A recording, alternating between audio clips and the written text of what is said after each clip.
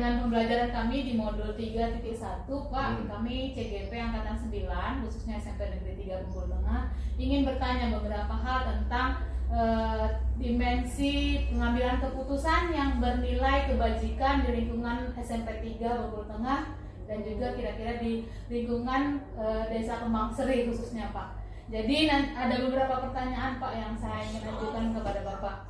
Yang pertama ini Pak, selama Bapak di SMP Negeri 3, apakah Bapak dapat mengidentifikasi masalah yang timbul di sekolah ini Pak, baik dari sisi pembelajaran ataupun dari kegiatan kita di luar pembelajaran Pak misalnya? Iya, itu sudah suatu keharusan, di mana ketika kita bertugas itu di tempat, saya juga di sini tahun 2019 awal. Mengidentifikasi semua permasalahan-permasalahan di sekolah ini karena memang ada pelimpahan serah terima dari kepala sekolah yang lama. Nah setelah itu kita ambil, kemudian kita mengidentifikasi permasalahan baik secara internal maupun eksternal kita lakukan, kemudian itu menjadi acuan bersama untuk bagaimana kita melangkah ke depan, tentunya dalam rangka tugas sekolah kan untuk mencerdaskan anak bangsa. Saya pikir seperti itu. Jadi itu jadi Bapak bisa mengidentifikasi Pak, baik dari sisi pembelajaran ataupun dari lingkungan sekolah. Yang kedua Pak yang saya ingin tanyakan, bagaimana Bapak mengambil keputusan misalnya di dalam sekolah ini ada keputusan yang harus diambil, masalahnya itu Pak benar melawan benar, dan kemudian bagaimana nilai yang Bapak, keputusan yang Bapak ambil itu bernilai kebijakan Pak? Ya begini, saya punya tipe, bukan tipe sih, yang saya lakukan lah, terlalu tinggi kalau tipe pimpinan nanti dengan saya.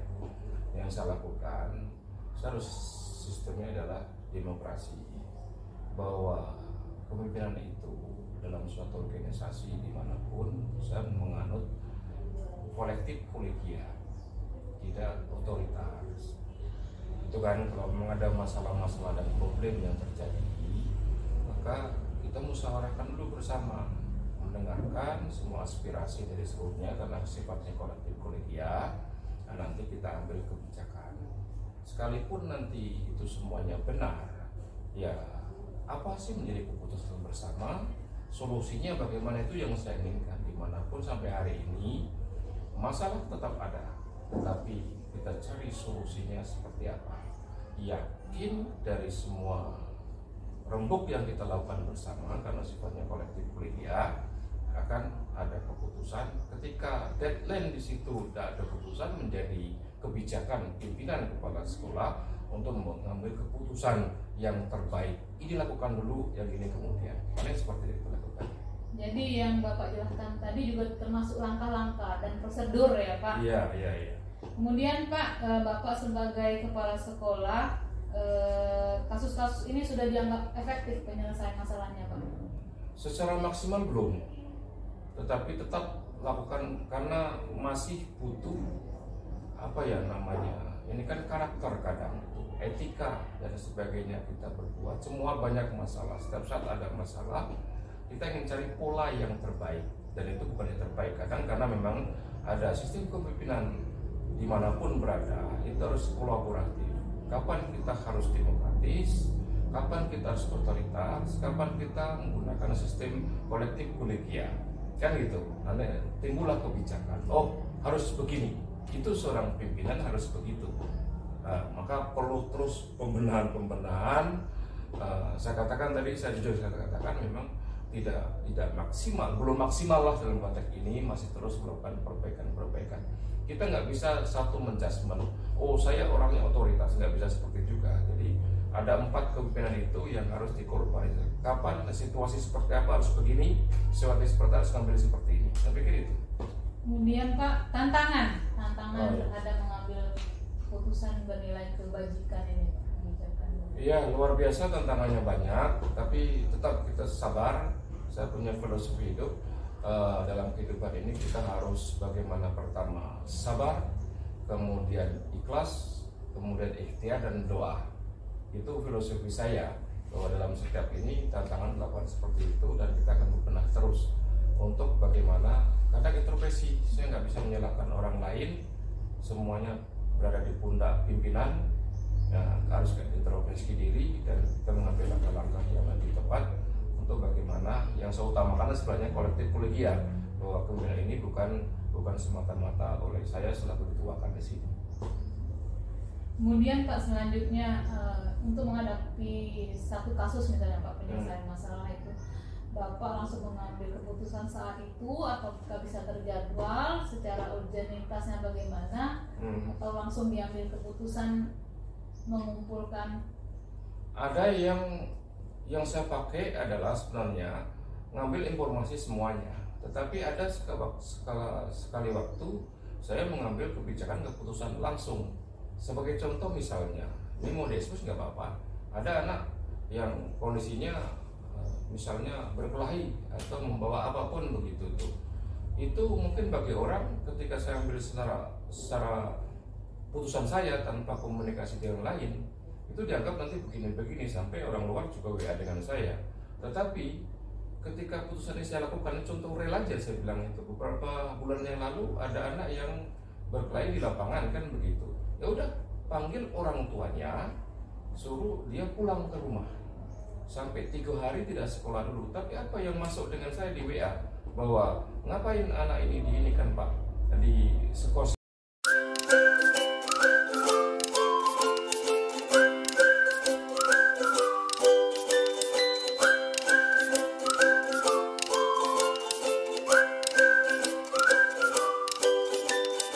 Ya. Assalamualaikum warahmatullahi wabarakatuh. Ibu, jadi Bapak Ibu, saya Dia Sartika, CGP Angkatan 9 dari SMP Negeri 3 Guluna.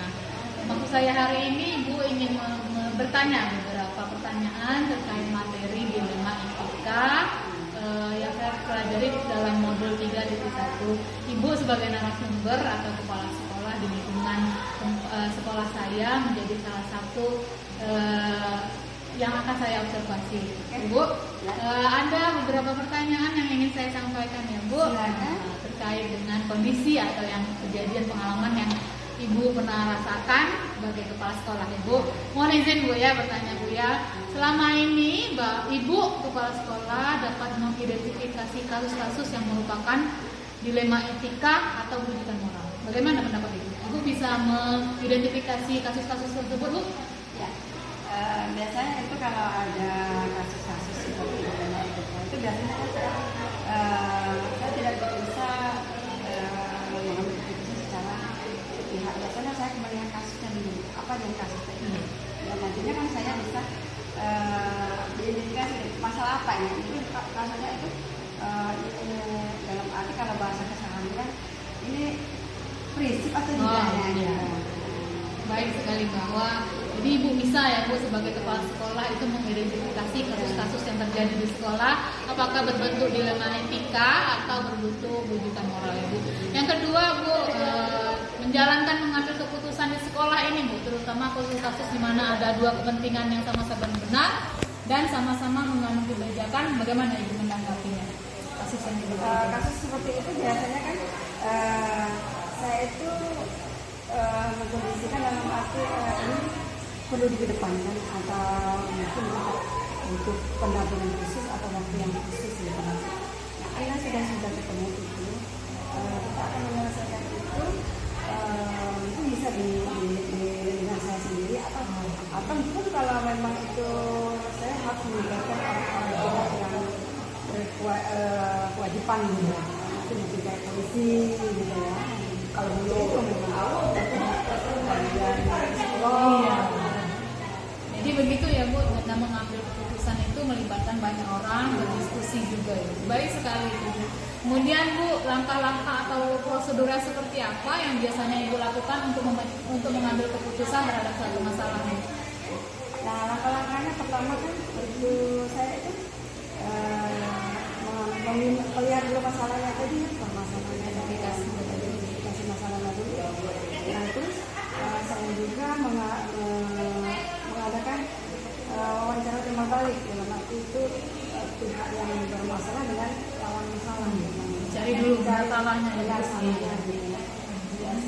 Sudah itu selesai benar salahnya ini masuk di ranah apa gitu.